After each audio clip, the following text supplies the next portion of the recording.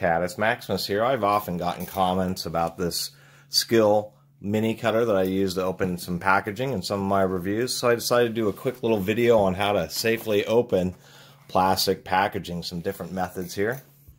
Surprisingly, just a few videos on YouTube about that. There's various types of plastic packaging. For a while, they're getting really tough. This whole blister packaging just helps. One, it does indeed help protect the product while allowing you to display it, allowing the manufacturer to display it attractively. Of course, it also reduces losses because these things are obviously much more bulky.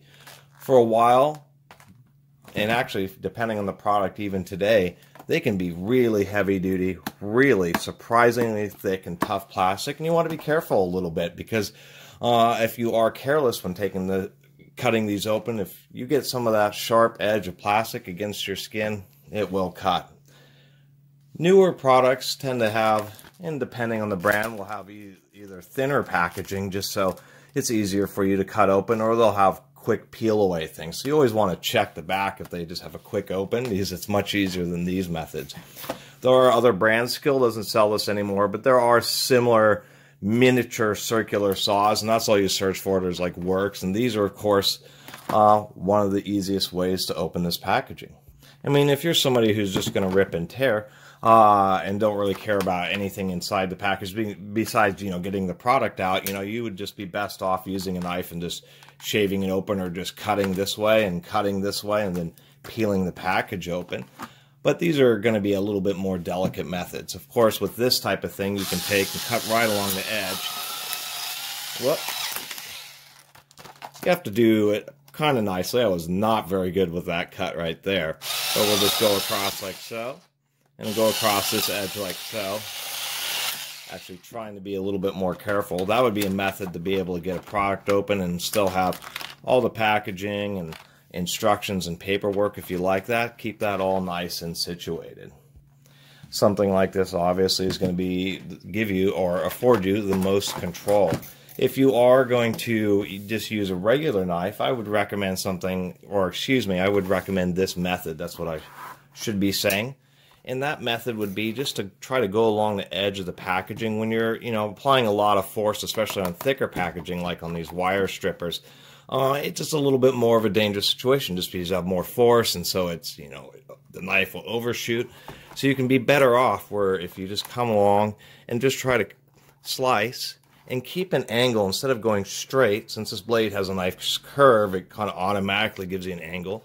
It will just slice right through the packaging, and you're pushing actually on the back of the knife blade with your thumb while also keeping your fingers away. And this is providing two effects. One, your thumb's almost in line with where you're cutting from, which gives you more control. Additionally, your thumb's going to be is applying the force closer to, once again, instead of relying on cantilevering out from your hand. That's why it makes it so much safer, is because now your right or the other hand is doing is just making sure that you don't poke the product, and you just push it right through, and then voila, this has a little nub right there. And that was some pretty thick, heavy duty packaging, and that was just a nice safe way to open it with any standard knife. Now of course the last method, which I probably should have done second after this, would be actually using a box cutter.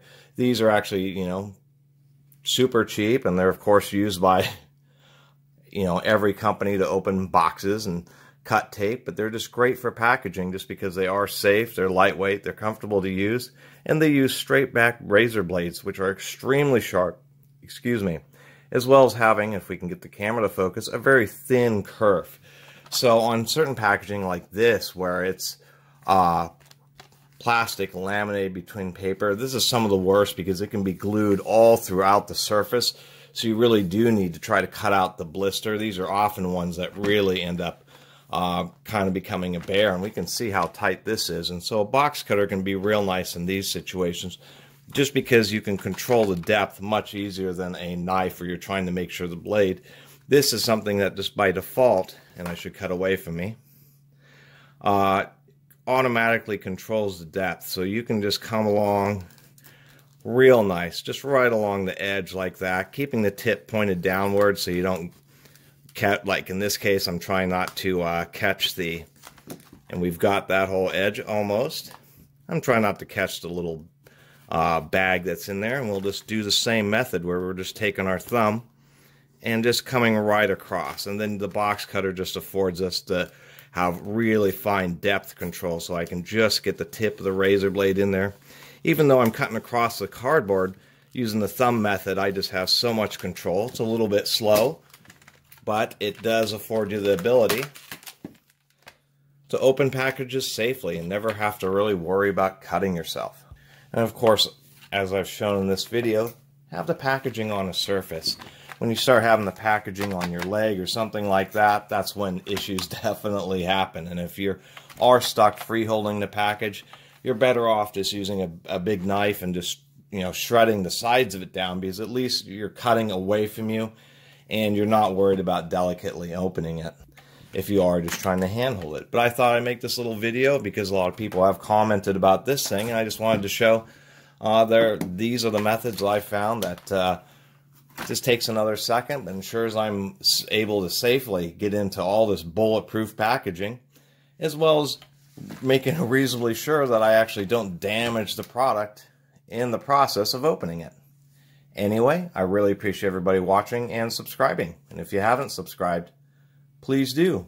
Till next time, Catus Maximus out.